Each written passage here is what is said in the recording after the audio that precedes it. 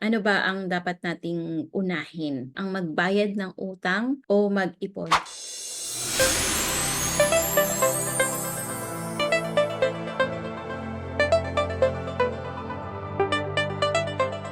Hi Dreamers! Hi everyone! Ako nga pala si Nel Sembrano Lontok. Dati akong accountant na ngayon ay isang online entrepreneur and financial educator sa IMG. Dito sa channel ko, nagbibigay po ko ng personal finance tips for beginners at mga tips paano ba ako nagkaroon ng time freedom doing the mission of IMG. Kung sa tingin mo makakatulong itong channel ko sa'yo, consider mo na mag-subscribe at click mo yung notification bell para updated ka every time na meron akong bagong video. Actually, hindi mo itatanong sa sarili mo yung tanong na to kung hindi kulang ang income mo. Hindi ka mag-iisip or hindi mo pagpipilian itong dalawa na to kung sapat yung kinikita mo. Hindi mo kailangan to maging problema kung alam mo itong concept na isi-share ko sa'yo para masagot natin yung tanong kung ano yung uunahin mo. Itong concept na to, ito yung tinatawag na building blocks of a strong financial foundation. Ito yung sasagot kung ano yung dapat nating unahin. So, ito yung concept na to ay natutunan ko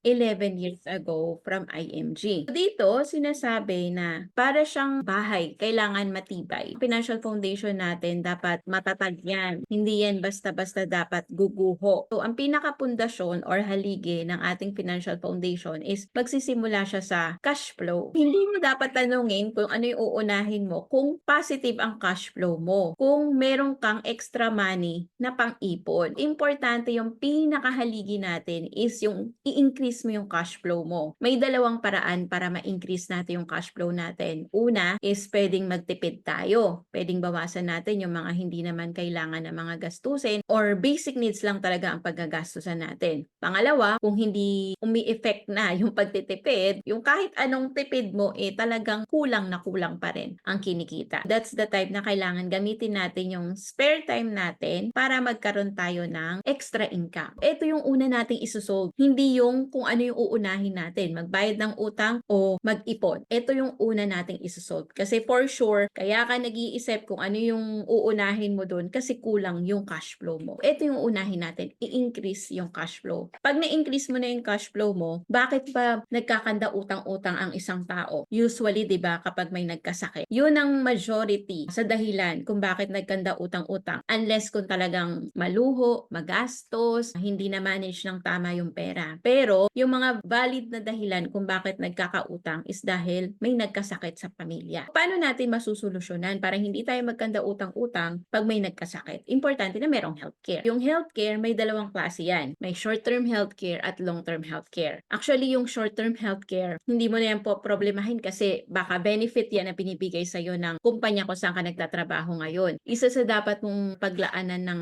pansin is yung long-term healthcare. Kasi kapag umalis ka na sa trabaho, nag-resign ka na, hindi mo naman mabibitbit yung short-term healthcare na provided sa'yo ng company, ng employer mo. Yung long-term healthcare, ngayon pa lang kunin mo na siya para pag dumating yung araw, magre-retire ka na or matanda na or hindi na pwede sa short-term healthcare, meron kang magagamit at hindi magre-result to utang. Kasi pag wala kang healthcare, ang tendency, mangungutang ka. At wala ka ring ipon, di ba? Mangungutang at mangungutang ka. So, importante na isolve natin ngayon pa lang. Dapat meron tayong healthcare. Tapos, usually din, isa rin sa dahilan kung bakit nababaon sa utang ang isang tao is kapag yung breadwinner na wala, di ba? Syempre, kung siya yung nagpo-produce ng income sa pamilya, paano makakapagpatuloy ang naiwan niya na pamilya kung walang naiwan na life insurance? Yung life insurance, marami sa mga Pinoy, hindi yan iniisip na magandang solusyon, pero protection yan para sa breadwinner, yung nagpo-produce ng income, para hindi rin mag-result to utang. Actually, pwede mo naman pagsabay-sabayin yan kung malaki yung cash flow mo, kung malaki yung additional income mo, kaya mo yung pagsabay-sabayin. Pero, ang ginagawa kasi natin, sinosolve na agad natin yung root ng problem ng utang. Yun yung mga valid na dahilan kasi kung bakit nagkakanda utang-utang tayo. Para masolve na natin yung root cause ng problem ng utang, paghandaan na natin. Kumuha tayo ng healthcare at meron tayong life insurance. And that's the time na eliminate na natin yung utang natin kapag meron na tayong mga protection. Tapos, saka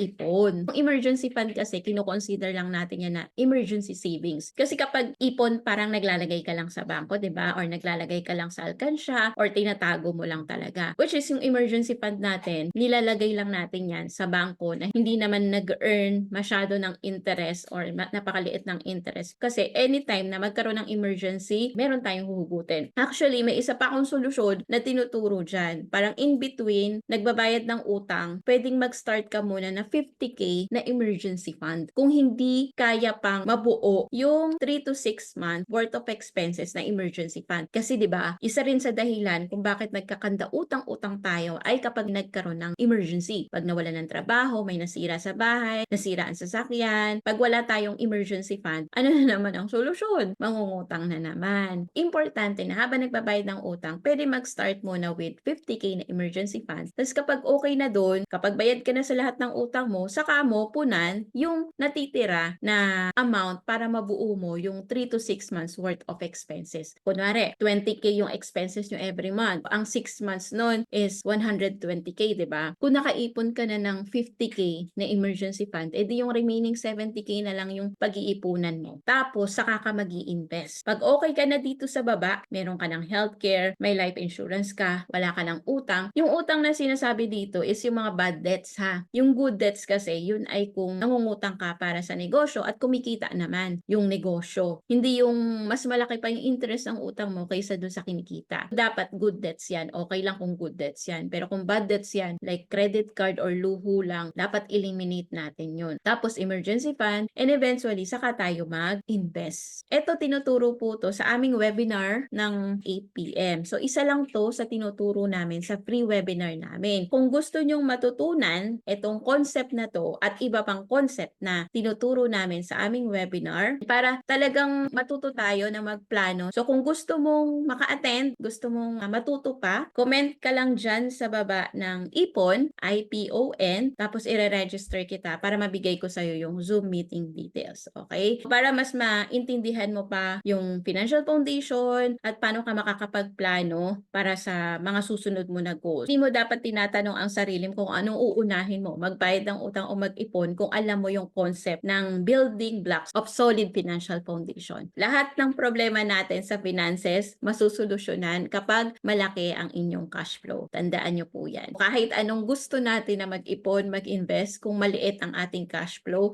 may hirapan tayo na ma-achieve yung mga financial goals natin. Ang una nating susolusyonan, cash flow. Type ka dyan ng ipon sa comment para mabigay ko sa'yo ang Zoom meeting details kung gusto mo mag-attend ng aming free webinar. Kung marami kang natutunan sa video na to, sigurado ako na makakatulong sa'yo itong mga videos na nakikita mo sa screen. Yan ang next na panoorin mo. Always remember to learn new things every day, do what you love, and enjoy life. See you again in another video.